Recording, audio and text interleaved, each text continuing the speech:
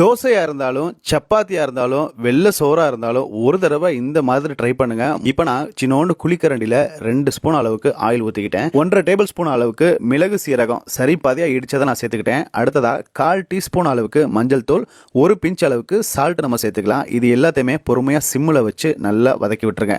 அடுத்ததா இதில் நம்ம கட் பண்ணி வச்சிருக்கக்கூடிய முட்டைகளை மஞ்சக்கருவை வந்து கீழே படுற மாதிரி பெரட்டி போட்டு இந்த மாதிரி நல்லா வேக வச்சிருக்கேன்.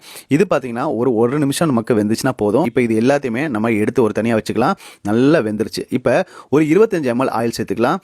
அடுத்ததா வெங்காயம், ஒரு பெரிய வெங்காயம் 4 சின்ன வெங்காயத்தை சின்னதாக பொடியாக அழகாக கட் பண்ணி வச்சுருக்கேன். மறுபடியும் இதில் நம்ம பெப்பர் சேர்க்க போகிறதே இல்லை. ஏற்கனவே செஞ்சுருக்க பேன்லேயே நம்ம இதையும் சேர்த்து வதக்கிக்கலாம்.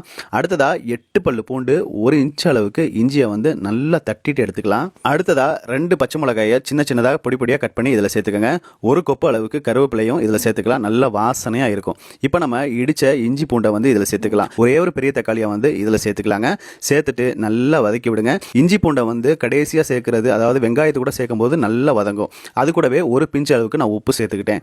இப்போ 2 தக்காளியை நல்லா பேஸ்ட் பக்குவத்தில் மிக்ஸில் அரைச்சிக்கிட்டு அதையும் இதில் சேர்த்துக்கிட்டேன். இதையும் நல்லா வதக்கிக்கலாம். அடுத்ததாக உங்ககிட்ட இருக்கக்கூடிய கரம் மசாலா 1 ஸ்பூன் மட்டும் சேர்த்துட்டு நல்லா வதக்கி விட்டுருங்க. இப்போ ஒரு 1/4 டம்ளர் அளவுக்கு நம்ம தண்ணி சேர்த்துக்கலாம். சப்பாத்திக்கலாம் சூப்பர் டேஸ்ட்டாக இருக்கும். ஒரு பிஞ்ச் அளவுக்கு மட்டும் கடைசியாக உப்பு சேர்த்துக்கங்க. இதை வந்து ஒரு 2 நிமிஷம் அளவுக்கு நம்ம மூடி விட்டுறலாம். அடுத்ததாக மூடியை திறந்ததுக்கப்புறம் நமக்கு நல்லா இது பக்குவமாக வெந்திருக்கிறது எல்லாமே நல்லா தெரியுது. அடுத்ததாக இதையும் நல்லா ஒரு வாட்டி மிக்ஸ் பண்ணி விட்டுருங்க. இப்போ நம்ம ஆரம்பத்தில் எடுத்து வச்சிருக்க முட்டையை வந்து மஞ்சள் கரு நல்லா படுற மாதிரி கிரேவியில் இதில் போட்டு விடுங்க. மறுபடியும் பரட்டி விடுங்க. அவ்வளோதான், சூப்பரான கிரேவி ரெடி ஆயிடுச்சு.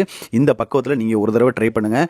ஏதோ ஒரு ஸ்டார் ஹோட்டலில் சாப்பிட்ட டேஸ்ட்டு கண்டிப்பாக கிடைக்கும். தோசை, இட்லி, சப்பாத்தி, சாதத்துக்கெலாம் செம்ம டேஸ்ட்டாக இருக்கும். ஒரு தடவை ட்ரை பண்ணிவிட்டு உங்களுடைய கமெண்ட் என்னன்னு கண்டிப்பாக சொல்லுங்கள்.